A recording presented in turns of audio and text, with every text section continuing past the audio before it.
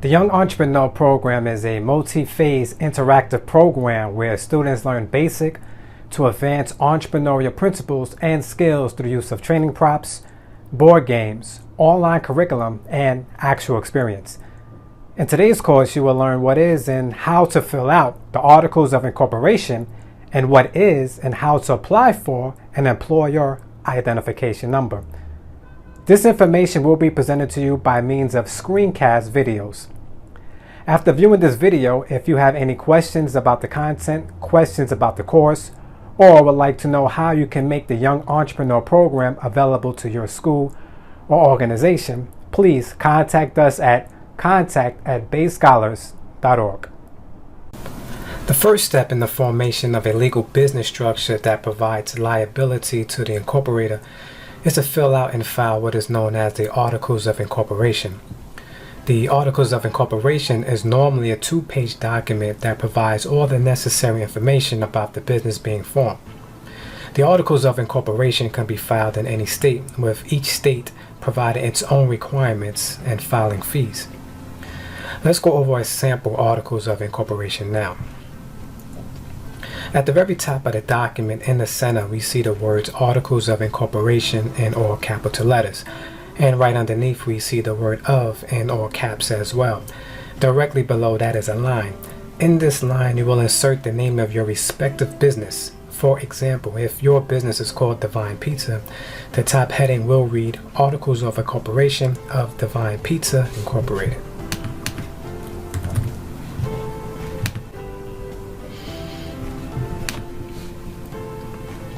The Inc. is added to the business name if it is a C corporation, S corporation, or a nonprofit. If it's a limited liability company, then LLC will be added to the business name.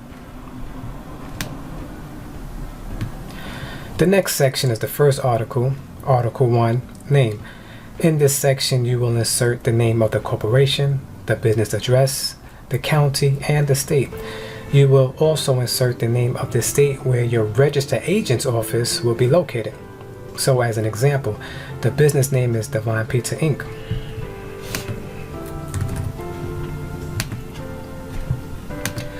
The street address or business address is 555 5th Avenue, Suite 201. The county is New York. And the state, New York. And in this example, Delaware will be the state for your registered agent.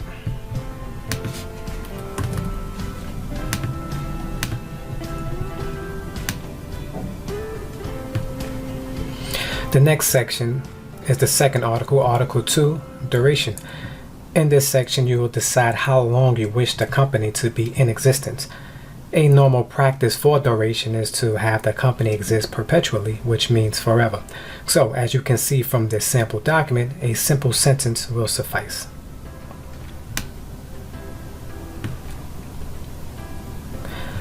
The next section is the third article, Article 3, Purpose.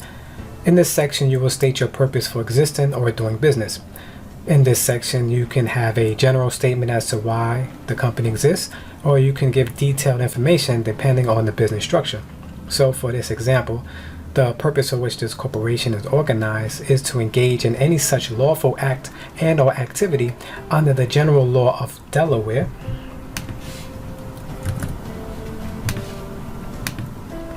other than the banking business, trust company business, or the practice of a profession not permitted to be incorporated by and pursuant to the Delaware Corporation Statute.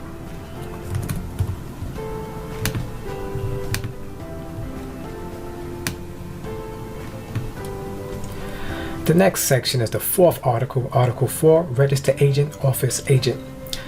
A registered agent is a person or business who is responsible for receiving all mail, communications, and important documents on behalf of your business and forwarding such information to you. Registered agents can handle other important aspects of the business as well. In this section, you will simply fill out the name and address of your respective agent. So for this example, we will insert the name of your registered agent, which is Harvard Business Services, Inc.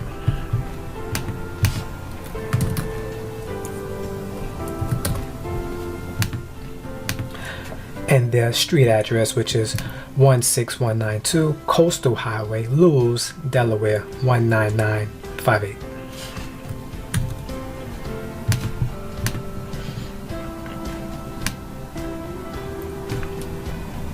The next section is the fifth article, Article 5. This is the liability section, which clarifies the liability of the officers, employees, and shareholders according to the particular state of incorporation. In this case, this article is applicable to Delaware State Corporation Statute.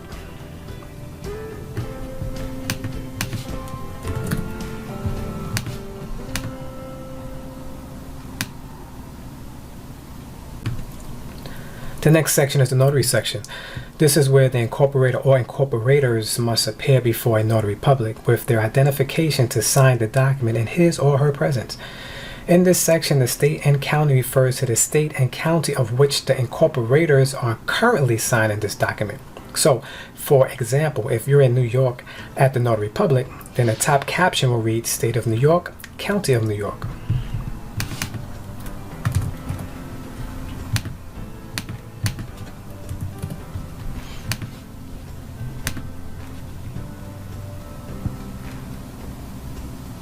The date will be inserted and the document will be signed in the presence of the notary.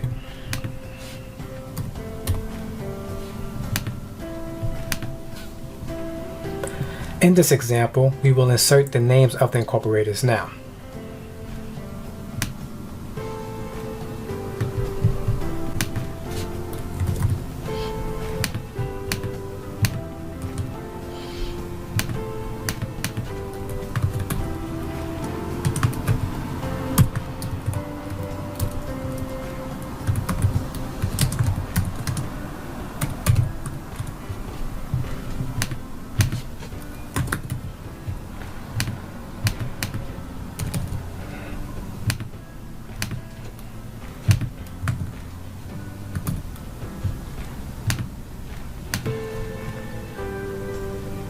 Under the names and addresses of the incorporators, there will appear a statement of acknowledgement from the notary that all information is true and correct.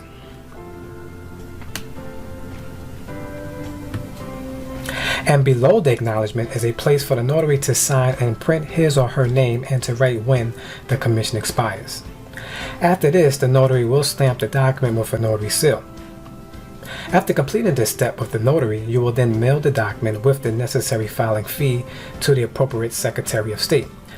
In this case, it will be filed in the state of Delaware. And this is the basic understanding of the Articles of Incorporation and how to complete the form. In the majority of cases, an attorney will fill out and file the Articles of Incorporation on behalf of the incorporator. However, you may wish to do this procedure yourself, or you may create your own business that fills out and files documents on behalf of your clients. As we wrap up this lesson, consider these questions. Would you fill out your own Articles of Incorporation, or would you have an attorney complete it for you?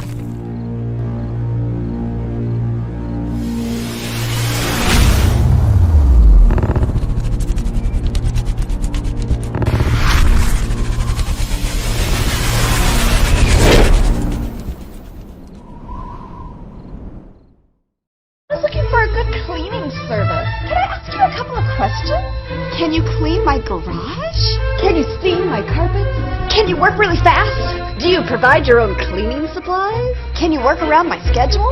Do you screen your workers? Can you clean my business too? Okay, I don't need my husband anymore.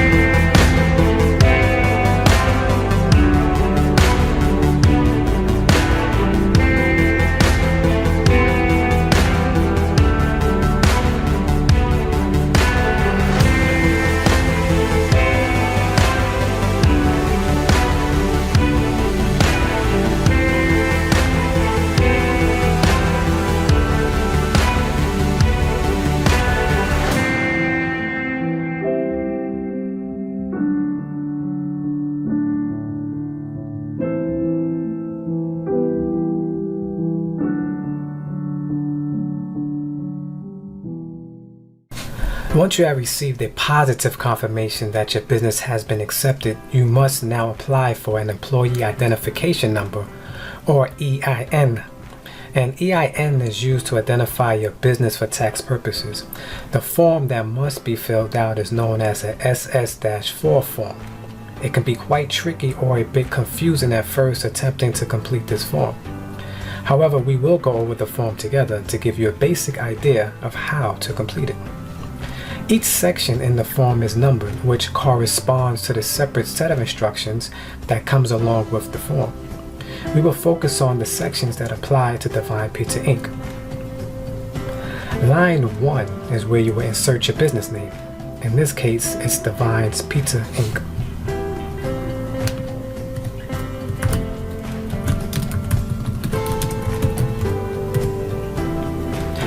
Line 2 will not apply to your business because you do not have a trade name. So in this case, you will insert not applicable, which can be shortened to N/A. Not applicable will be inserted into all appropriate lines on this form.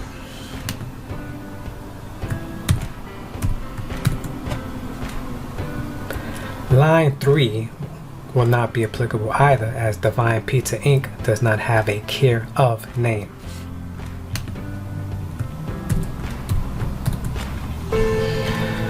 Line 4A is where you will insert the mailing address of the business.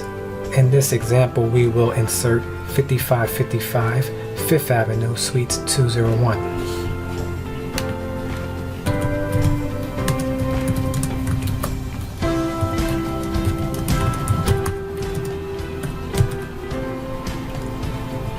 On line 4B, you will insert the city, state, and zip code, which in this case would be New York, New York 10021.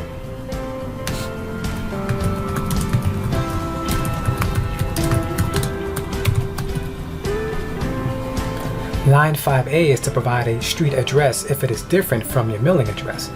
In this example, it's not, so we will put NA, and we will put NA on line 5B as well.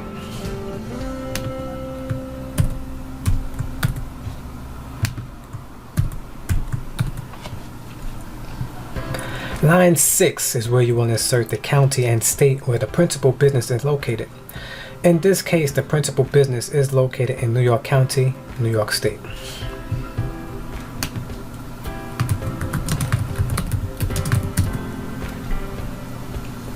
Line 7A is for the name of the responsible party or the name of the person in authority to receive communication regarding requests for an employee identification number.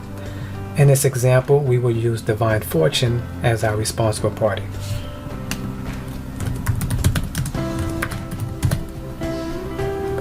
And on line 7B, we will insert Divine Fortune's SSN, which stands for Social Security Number.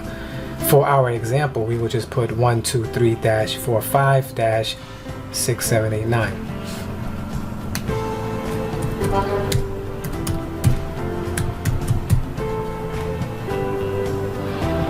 Line 8A asks if this is an application for a limited liability company. In this case, we would check the no box. Line 8B and C will not be answered because we checked no on line 8A.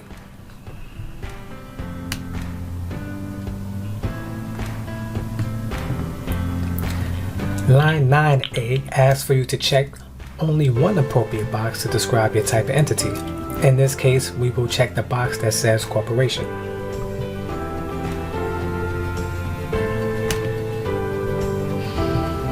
Because we've checked the box for corporation, on line 9B, we will insert the state where the business is incorporated, which in this case it is Delaware. In the foreign countries section, you can put NA.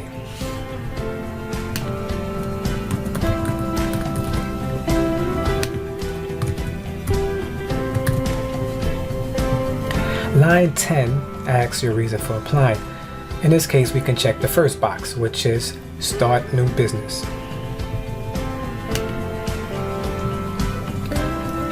Line 11 is where we will insert the day your business started.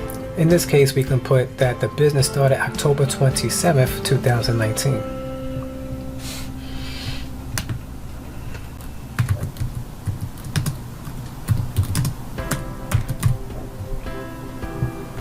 Line 12 asks for the closing month of the business, which in this case we will put December.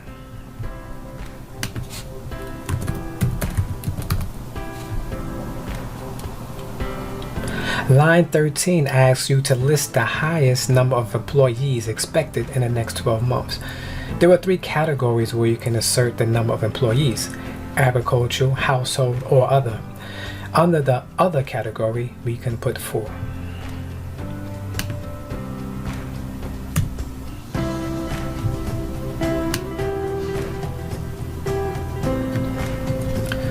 This brings us to line 14, which will definitely be confusing to those unaware of and unaccustomed to filing business taxes.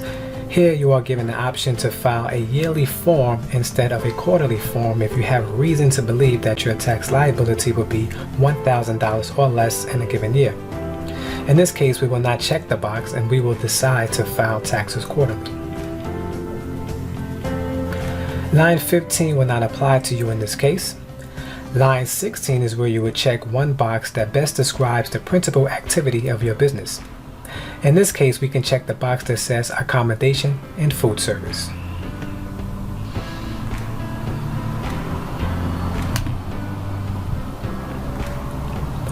In line 17, you will put exactly the goods you are providing. In this case, you are selling pizzas and cold beverages.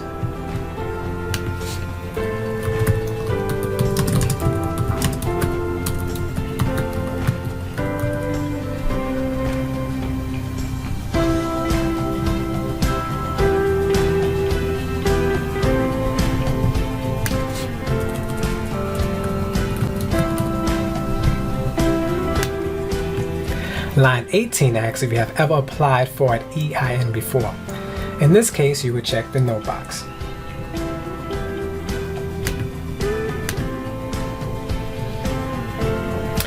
The section that has third-party designee is only filled out if you want someone else to receive the EIN on your behalf. In this case, we will leave it blank.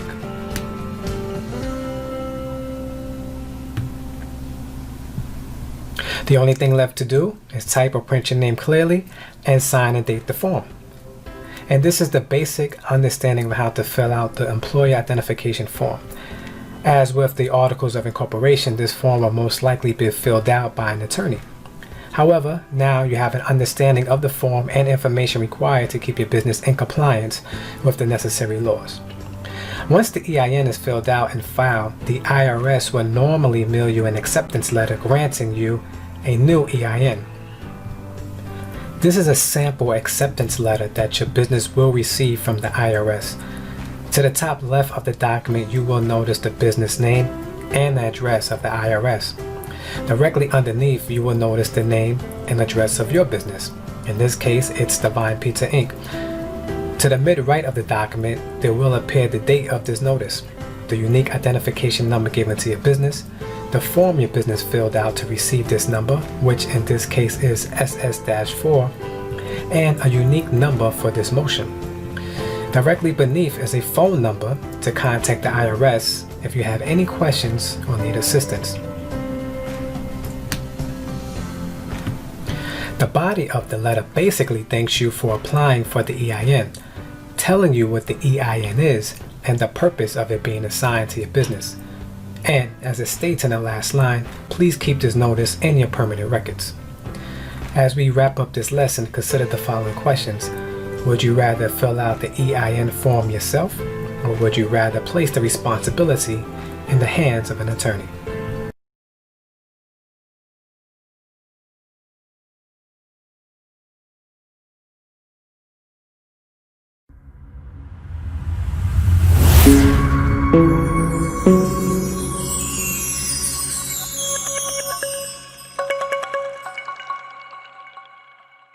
I've had this problem. Big problem. I really needed. A good housekeeper. And I kept searching and searching.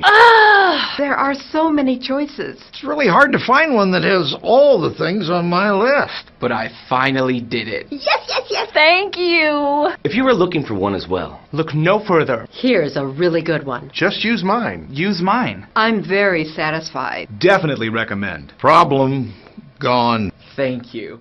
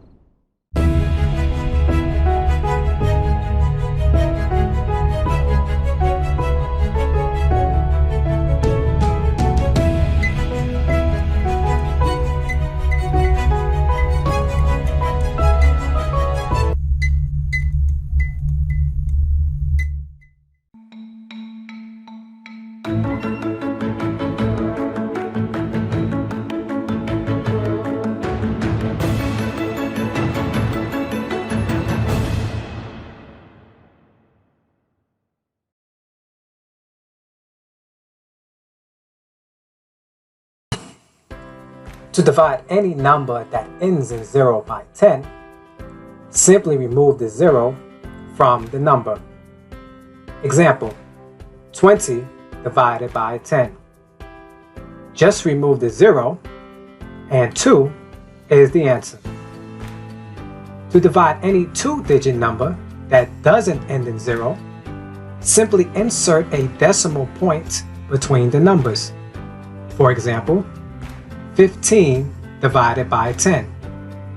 Simply insert a decimal point between the 1 and the 5, and the answer is 1.5. To divide any three-digit number that doesn't end in 0, simply insert a decimal point between the last two numbers. For example, 348 divided by 10. Simply insert a decimal point between the 4 and the 8, and the answer is 34.8. With numbers that are 4 digits or more, just follow the same pattern as with the three-digit numbers. Now you can have fun dividing by 10. And remember to always keep it base simple.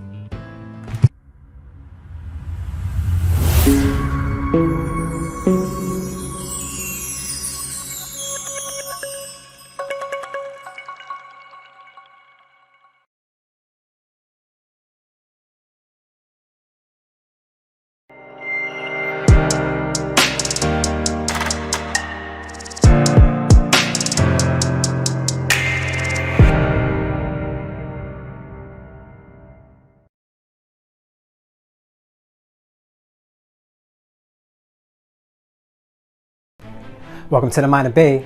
Now, let me introduce you to the thought of the day. 0 multiplied by another number equals 0?